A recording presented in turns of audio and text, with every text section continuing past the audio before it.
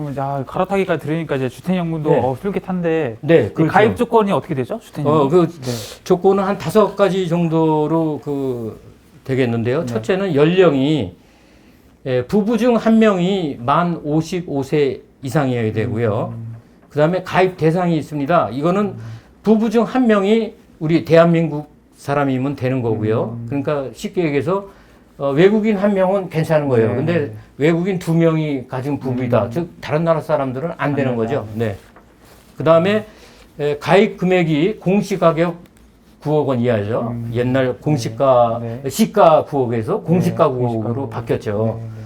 그 다음에 유의해야 될 것은 그러면 감정을 했는데 10억이 나왔어요. 그러면 어떻게 될 것 같아요? 10억 안 되는 거 아닌가요?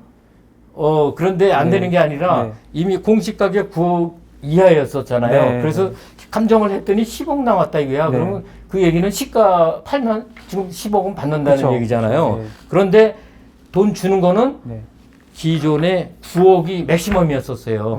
그래서 9억 원으로 준다는 거죠.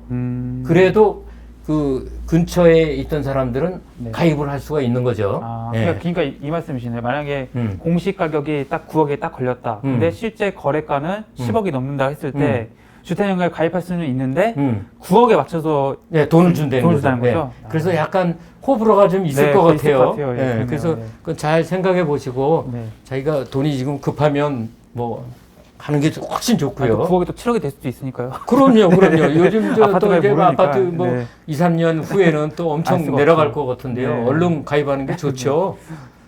그 다음에 이제 거주 조건입니다. 그래서 두 분이 함께 거주를 반드시 그 집에서 해야 된다는 거고. 그래서 예를 들어서 그럼 그 중에 한 명이 뭐 잠깐 뭐 몇 개월 어디 딴 데 갔다 오면 괜찮냐. 근데 1년 내에는 괜찮아요. 근데 1년 이상을 두 부부가 함께 다른 곳으로 뭐 거주지가 바뀌면 예를 들어서 내가 제주도에 1년 이상 그걸 해서 뭐 이전을 한다 이렇게 되면 좀 안 되는 거죠. 그러니까 규정상 안 된다. 아까 거주 조건에 제가 전월세 이거 안 된다고 그랬었는데 이번에 이제 신탁 방식으로 이제 되는 거고요. 그다음 이제 마지막으로 그 주택 소유자의 그 의사 능력이 있어야 돼요.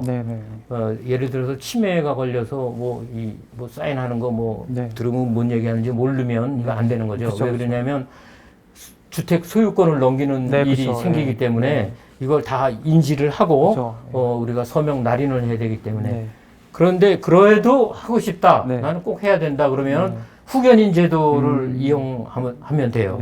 성년 후견인 제도라는 게 있어서 그걸 또 사용을 하면 그러니까 뭐 쉽게 해서 대리인이 하는 거죠.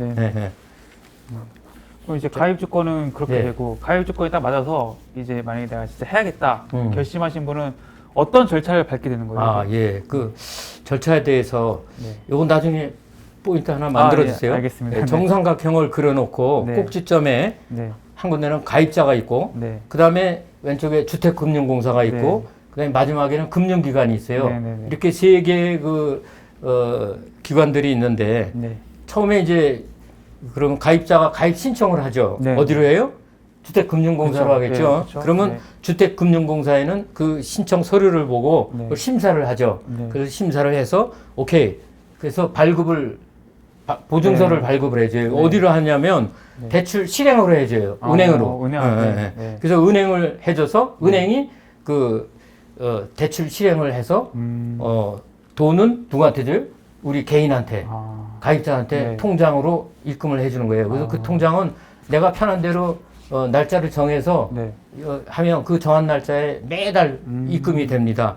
그리고 실제로 은행에서 융자는 해주지만 그 내용은 주택금융공사하고 둘이 이렇게만 서류가 왔다 갔다 하는 거죠. 그래서 실제 모든 은행에 대한 대출 자료는 사실 주택금융공사가 관리를 하는 거죠.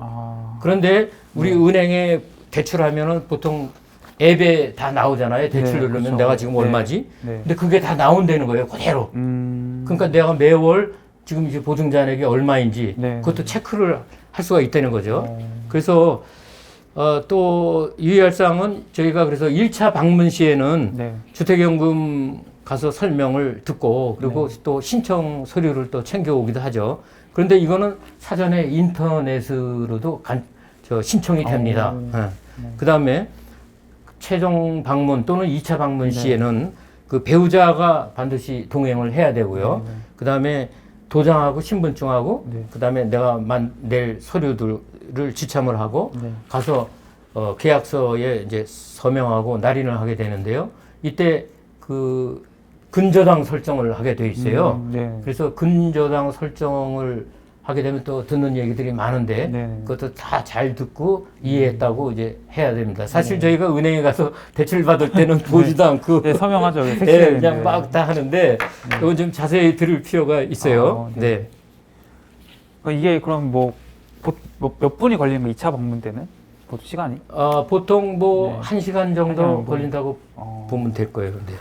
그럼 실제 주택연금 그 가입 당시 네. 그 아파트 평가받은 금액하고 네. 실제 수급액, 예상 수급액을 알려주잖아요. 네. 그거 실제 수급액 뭐 차이 이런 건 없어요? 그래서 제가 그 주택연금 1차 방문에서 설명을 들었잖아요. 네. 그걸 듣고 네. 그 주택연금 그 홈페이지에 네. 들어가가지고 네. 거기 보면 그 자기 금액이 연금을 얼마 수령하게 될까 네. 그 예상연금 잔액이라는 데가 있어요. 네. 거기 들어가면은 그 시세 금액이 나와 있어요. 네. 내가 네. 살고 있는 네. 아파트에 네. 그 시세를 누르면 네. 자기 집 자기 평수에 그 아파트 그 금액이 나오는데 보통은 84제곱미터는 네. 뭐 그 이게 뭐 타워형이냐 그쵸. 뭐 판상형이냐 네. 가리지 않고 가격이 네. 다 똑같아요. 아. 그리고 2층부터 꼭대기층까지 가격이 똑같아요? 다 똑같아요. 오. 이 주택연금이요. 오. 그래서 저희가 2층 집에 살고 있다는 거예요. 그래서 굉장히 싸게 네, 그러네요. 분양을 받았거든요. 네. 근데 저 꼭대기층하고 네. 한 5천만 원 이상 차이가 나요. 근데 그쵸. 주택연금은 똑같아요. 오. 그러니까 내가 집을 사실 사가지고 주택연금 네. 가입할 생각이 있으신 분들은 2층 집을 네. 사는 게 아주 가성비가 좋습니다. 그러네요. 네. 실제 이제 그 수급액을 받으셨을 때 예. 통장에 딱 찍힐 거 아니에요? 예. 그때 뭔가 생각이나 느낌은 어떠셨어요? 그랬어요. 네. 이거 좀 아내가 느낀 걸 먼저 네. 말씀드릴게. 네. 아내는 아주 매월 부정급을 받으니까 네. 그 금액이 뭐 많은지 작지는 생각 안 해도 아주 참 마음이 풍족해진다고 그래요. 그쵸. 마음이 편안해지고, 그 받는 금액이 풍족하지는 않지만. 날짜가 딱 네, 마음이 편해요. 네. 이렇게 저한테 얘기를 하더라고요. 네.